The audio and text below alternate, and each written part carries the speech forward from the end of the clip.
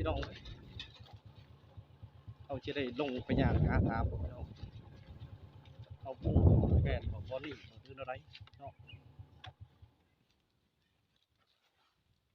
เขาเชื่อนะพ่อเฒ่าเอ้ยพ่อเฒ่าพ่อเฒ่าเอ้ยพ่อเฒ่าเอ้ยใช่หมอยพี่น้องอ่ะเอาไปหาถามกันพี่น้องว่ามันแมนไห้เพิ่น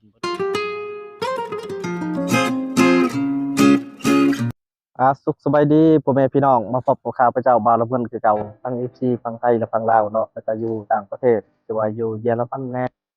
แน่พี่น้องแล้วก็อยู่อเมริกาเนาะวันนี้เฮาสิพาท่านผู้ชมไปเบิ่งถ้ำพี่น้องถ้ำลี้ไฟของประชาชนแต่สมัยสงครามพี่น้อง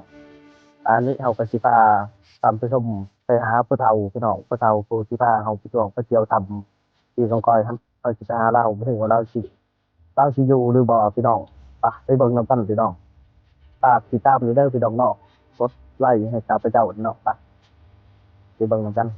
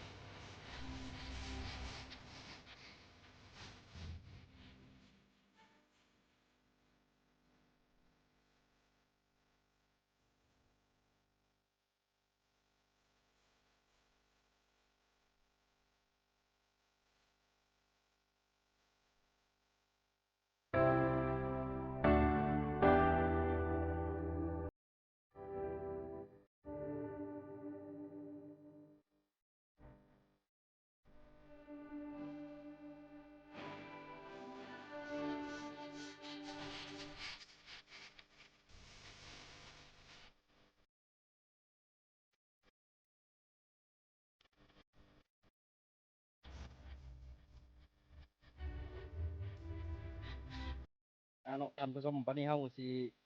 ไปตามพ่อเฒ่าเพิ่นพี่น้องพ่อเฒ่าเพิ่นไปทางให้เฮาสิไปตามอยู่ให้ก็ได้ไปคือเฮาบ่ฮู้ทำพี่น้องเฮาก็สิได้เพิ่นพาไปเนาะคือทำบ่นี่เฮาก็บ่ฮู้จักว่าบ่อนใดไปเอาไปหาเพิ่นกัน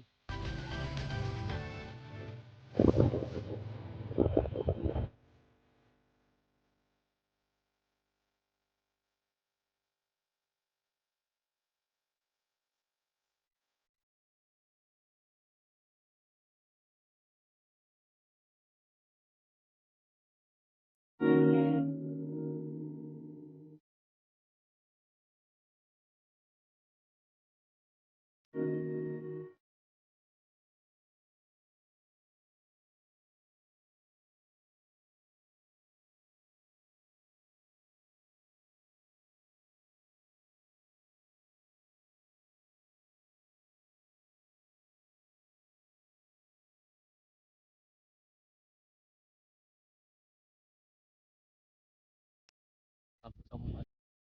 ให้เพิ่นอยู่ในไสเนาะบ่ฮู้ว่าให้เพิ่นหรือบ่เนาะเฮาก็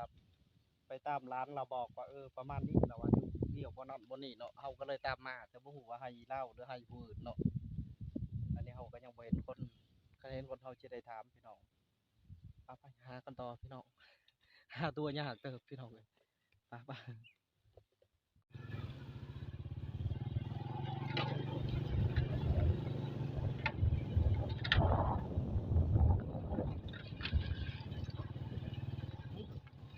ตัดพี่น้องเอาจะได้ลงไปย่างหาถามพี่น้องเอาปูแม่นของบอลนี่ของคืออะไรเนาะเขาเชื่อนะพ่อเฒ่าเอ้ยพ่อเฒ่าพ่อเฒ่าเอ้ยพ่อเฒ่าเอ้ย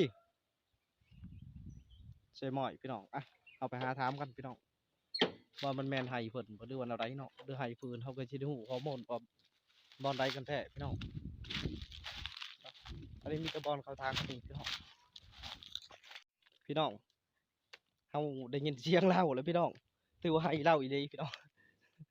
นี่กว้างเพิ่นสิทางเฮ็ดสวนมันพี่น้องเพิ่นสิเฮ็ดสวนมัน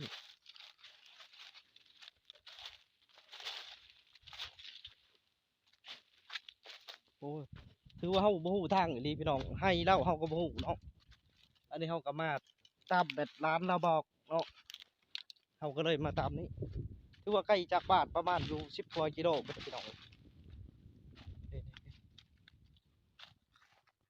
พอเท่าแม่นบ่โอ้กระถางกว้างพี่น้องเป็นสิปลูกมันต้นพอเท่าเอ้ยอยู่ใช้นี่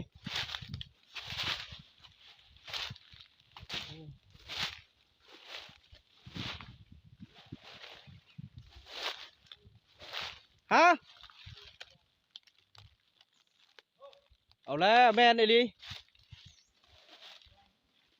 หาเจ้านี่ละไปหาอยู่บอนบ่เห็นไปหาอยู่เฮือนบ่เห็นโอ้ลีอยู่ในนี่จ้ะเห็นแล้วพี่น้องเลย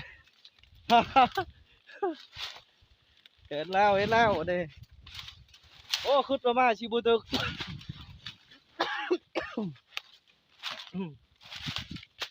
ขึ้นมาชิบูตึกได้เลยน้ำมาชื่อน้ำตัวที่มาล่ะ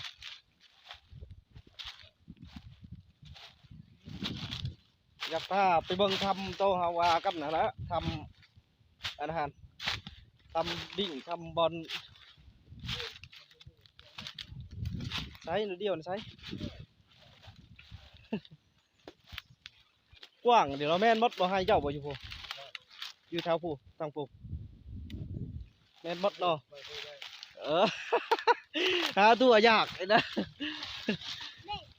พี่น้องเลยพี่น้องหลังจากนำหาเพิ่นประมาณอยู่2 ชั่วโมงพี่น้อง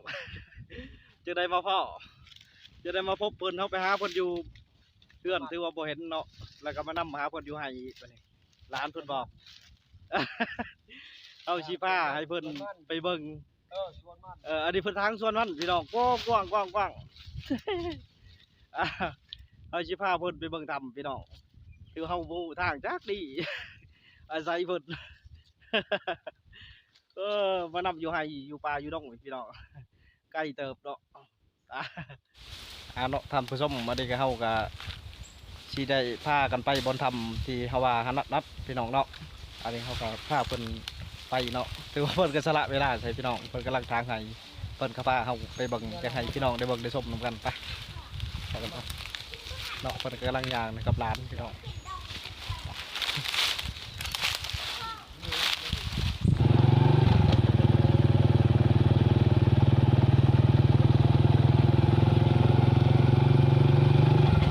พี่น้องเขาก็ได้จะได้เอาเงินไปซื้อขนม